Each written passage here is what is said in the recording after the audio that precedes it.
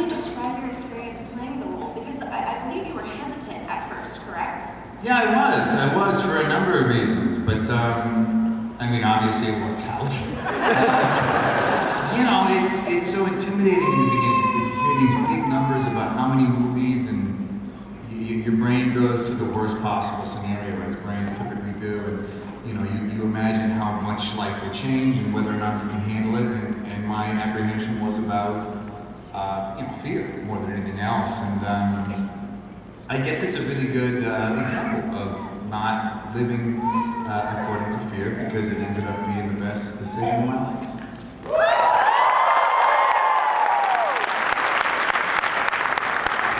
And you know, we recently also got to talk to a friend of the Marvel family, Mark Ruffalo,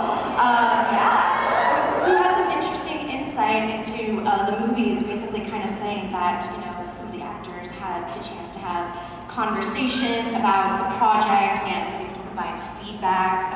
What was that like? Were you able to do that as well? Yeah, I mean, yeah, sometimes. I mean, the first couple of movies in the Marvel world, I was just happy to be there. You didn't want to make waves, and just kind of whatever they tell you, great, sounds good to me.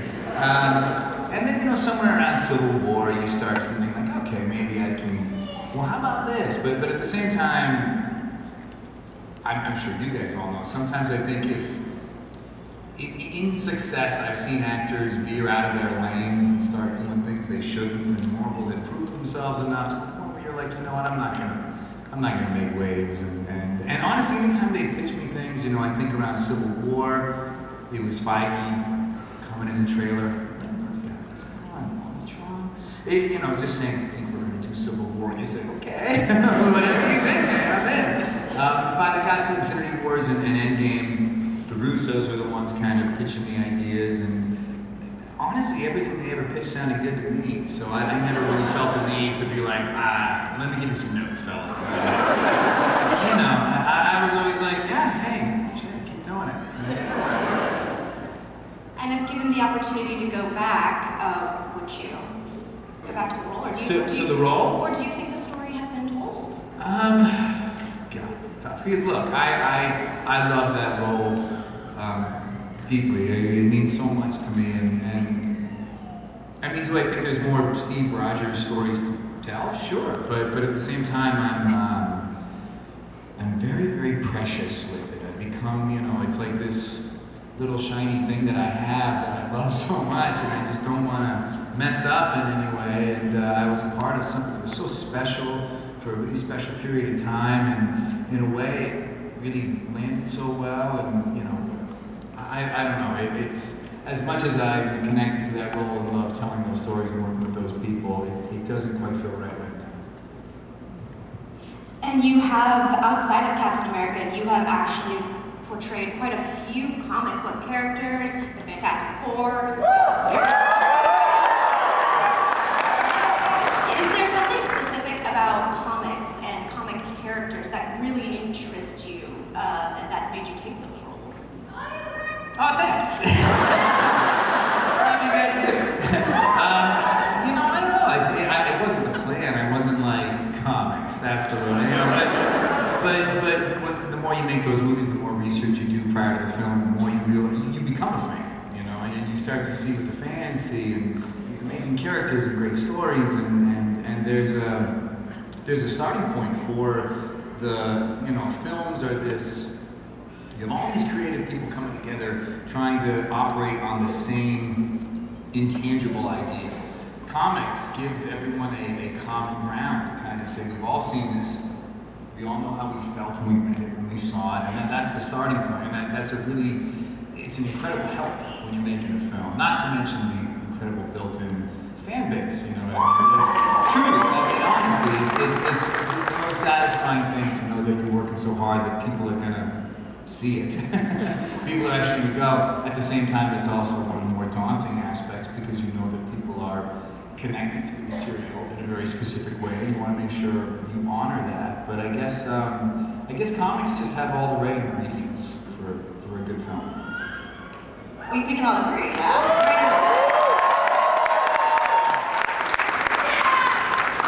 And so you've also done quite a few stuff since Captain new trailer recently came out for your movie Ghosted.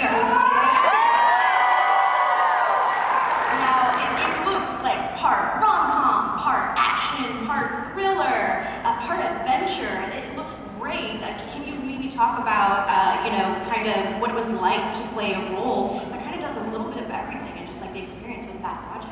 Sure. Yeah, that type of movie is very much up my alley. Recent morning, a couple of writers who did Deadpool, they're fantastic. They pitched me the idea, and I was like, I love it. You know what I mean? It felt to me like felt like a '90s movie. It felt like something that is just fun, and if it's done well, it's very rewatchable.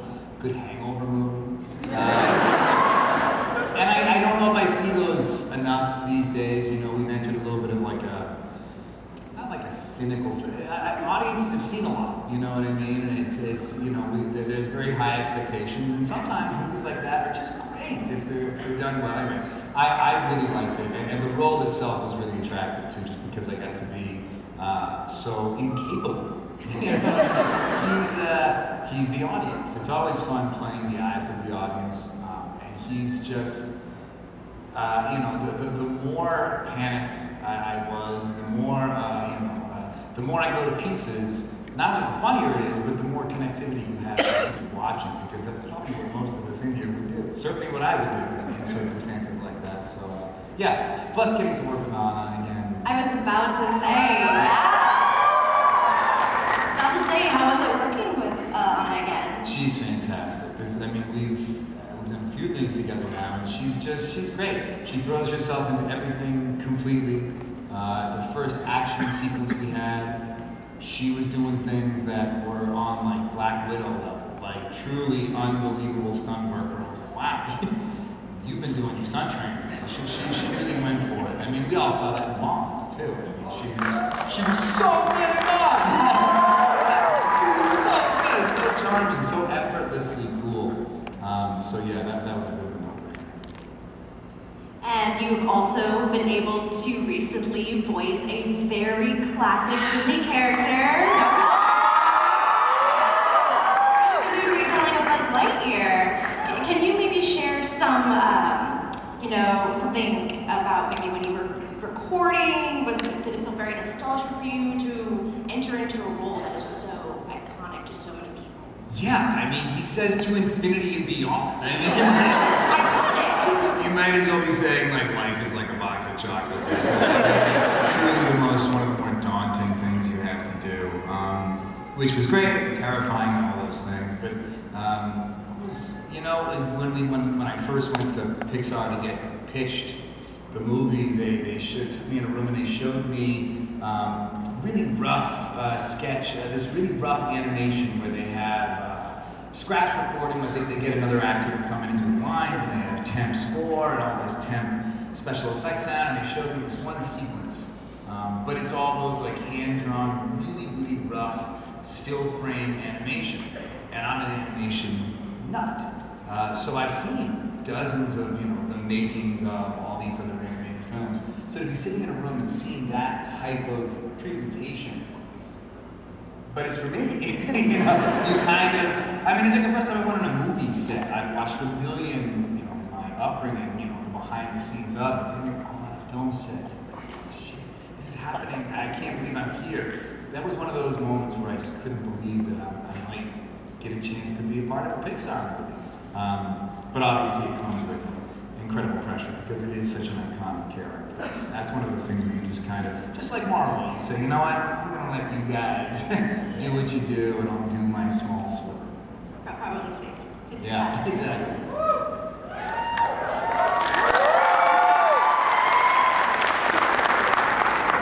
And so we've been talking about a few of your movies. However, you did recently do a series called Defending Jacob.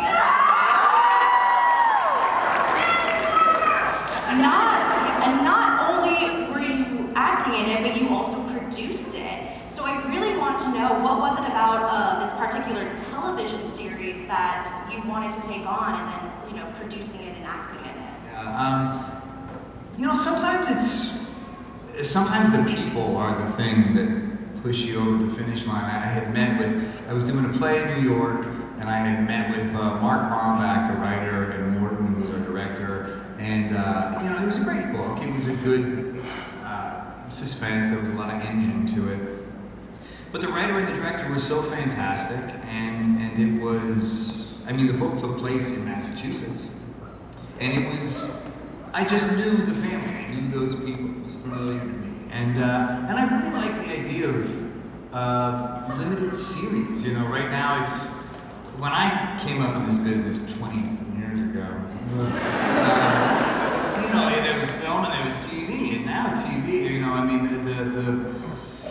the way we consume TV, specifically with streaming, specifically limited series, it almost feels like a chapter book, doesn't it? It feels kind of like you watch an episode, you share it with your friends, you absorb it and process, you think about it, and then you get to revisit next week, and that's such a satisfying way to consume this medium.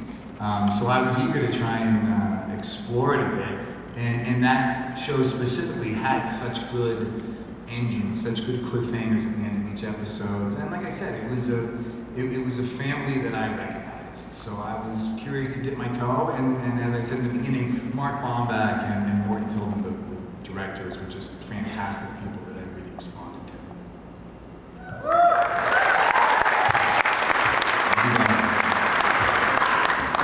And speaking of producing, do you have any plans to maybe do more of that in the future and on future projects? Producing? God, it's just a lot of work, isn't it? You know what I mean? There's some actors out there that just have production companies and produce this. It's like, good for you guys. I don't know early getting up in the morning, but yeah, I guess. I mean, my agents are like, why don't you produce one? I'm like, I don't know. Look, I love what I do. I'm blessed to do what I do. But unfortunately, what I do is also giving me a little bit of freedom. and the truth is, more than anything else, what I like is just time with my family. And, you know, I feel very regular for I don't live in Hollywood.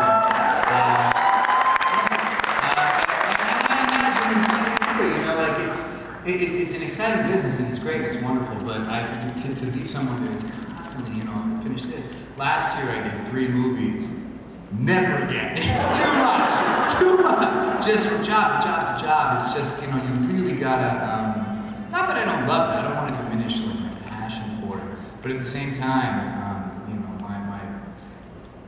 what do you want to call it? You don't want to call it mental health, because that almost sounds like the industry is not good for you. I love it.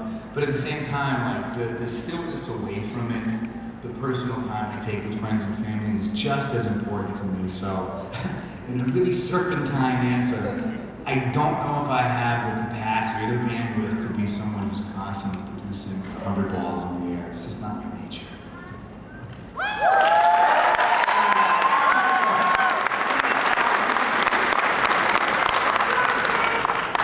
Now I want to talk a little bit about Christmas. Yeah, why not? Because you're going to be in a Christmas movie with Dwayne Johnson. And it's your first Christmas movie. It is. I've been in this industry for, well, too long. But I've never seen a Christmas movie. You've never seen... Well, I've never seen a Christmas movie come across like it's never been on my radar. They happen, they're occasional, but it's never been something that's come my way. So the fact that this one popped up, I was like, look, I can't say no to this. I just can't. And Dwayne is just unbelievable. He's such a nice guy. He's incredible at what he does, actually. He's so funny. He's really charming and really knows what he's great at and does it really, really well. And Jake, the director, is just fantastic, and the script is really funny. And you know, there was scheduling, you know, tough decisions had to be made, and you're just kind of like, you know what, I can't pass up a Christmas movie. I've been doing this too long. I've never seen a Christmas movie come across I don't have a desk, I was going to say my desk. My agents never called me for the Christmas movie, and I just was like, I got to take this opportunity. And it was fantastic. It was one of the best working experiences I ever had. I actually was worried, is this gonna ruin Christmas for me? You know what I mean? Because it's so special. Do I really want to see my mug every Christmas? I'm like, oh, this idiot. But I'm telling you, it was every day was Christmas, and when it wrapped, I was like, ah. Believe me, I couldn't get enough of it. So yeah, it was a great decision, and God, I hope it comes out well.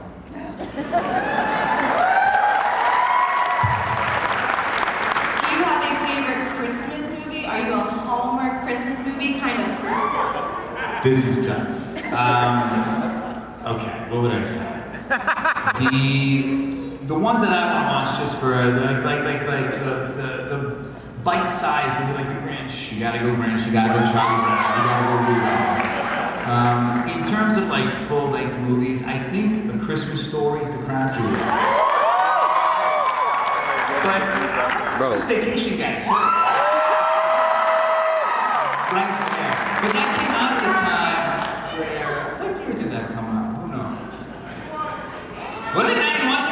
So for me, I felt young. I felt like the older, cooler kids liked Christmas movies, so I was always like, oh, well, like that's for grown-ups, you know what I mean? That's the Christmas movie the cool kids like. So I have a real soft spot for a Christmas movie as well.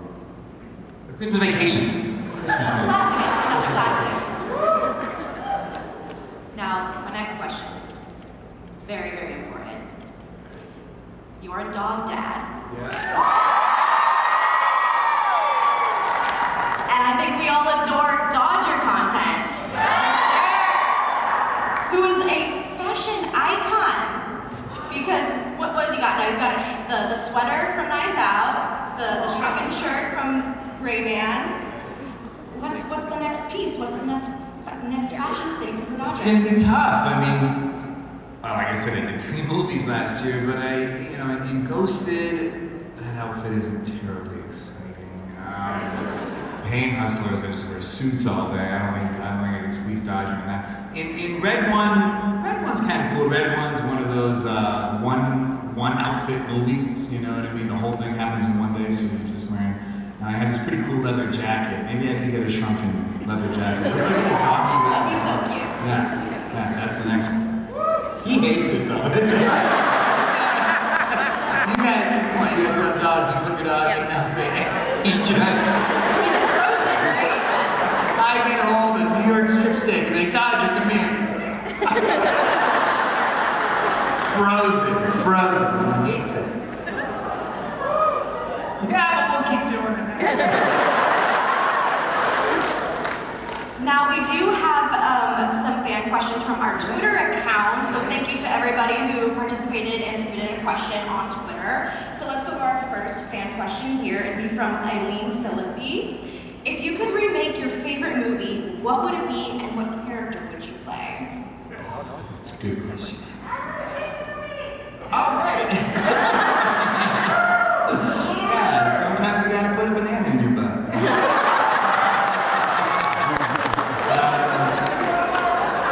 What's my favorite? What would I? Sorry, I guess. Yeah, no. If you could remake your favorite movie, what would it be? Right. Also, I wonder, is it just like is it like maybe just your favorite movie in general, and what character would that be? Because look, our favorite movies are our favorite movies because I don't want to see them remade. You know what I mean? Like I don't want to remake Pulp Fiction.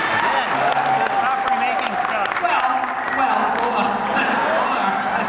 Because I do think there are some movies that are almost ripe for kind of reinvention for a younger generation. I'll be the first to admit when I heard they were remaking Jumanji, being like, how dare you? And then it was great. They're like, okay, that's actually, I guess, okay, Chris, relax. Yeah, but like I said, you're not remaking Pulp Fiction. I don't know, I really like Little Shop of Horrors. I wouldn't mind seeing that one remade just because I want to be in it. I really like Clue. I didn't really like I've only read things, but I mean, a movie like that I think could be reintroduced. Just the format of it, but again, to some degree, it's almost perfect. Don't touch it. I don't know. It's tough when it comes to remakes because I'm very protective of the things I love.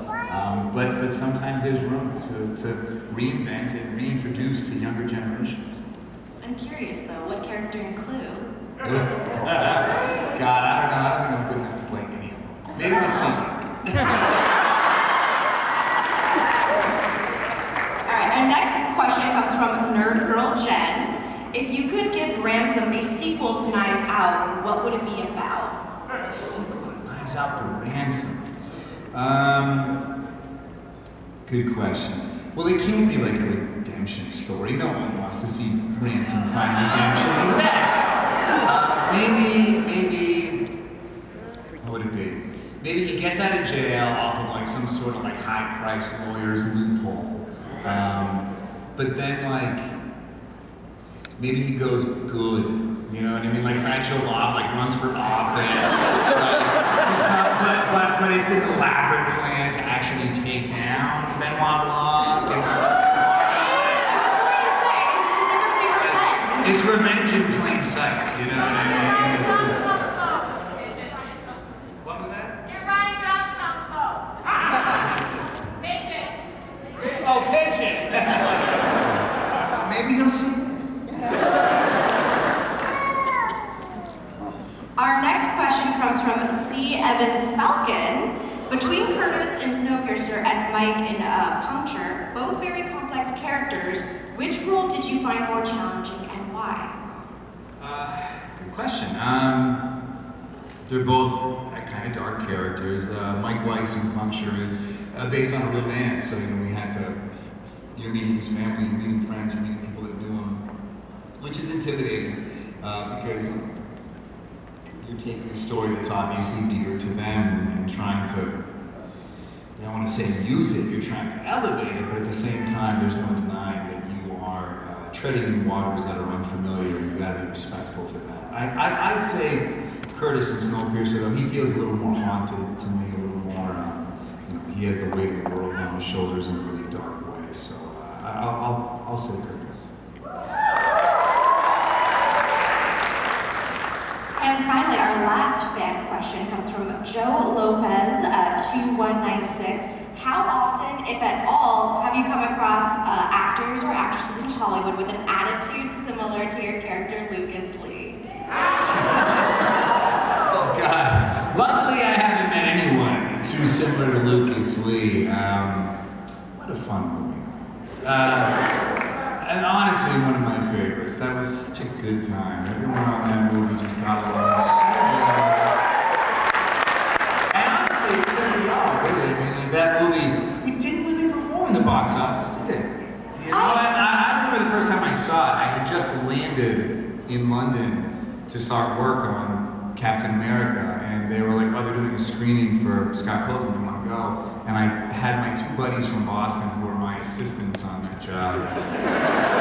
Basically means sleep till noon and then like stumble into set for free lunch. But they came with me to the screening, and we walked out of the screening and they were like, you finally had a good movie, man. And we thought it was going to be, I was like, this is going to be a slam dunk. This is going to be like a generation-defining movie. And it kind of didn't make an impact, which is crazy, but it did have an incredible cult following, which is so lovely because we had such a good time making it, you know what I mean? And that's why recently Edgar and Ryan emailed everyone. That email chain is alive too. We're all on that email chain. We always, it never goes cold for too long, but they were like, hey, we're doing a cartoon. You guys in? Everybody was like, sure, yeah, no problem. Not even a question, like not even a hesitation. Like, there was truly, everyone jumped in without a thought. So, excited to do that. But no, in terms of have I met anyone like that? No. Who did we, I mean, I don't want to disparage anybody, but when I first met Edgar, when I met Edgar Wright, he did reference Steven Seagal, and he was like, someone who's just probably relatively consistent in the roles he plays. And maybe even be that same way offset too. We watched a few Seagal movies and had a That was the no, since then I have not met anyone who fits that mold, luckily.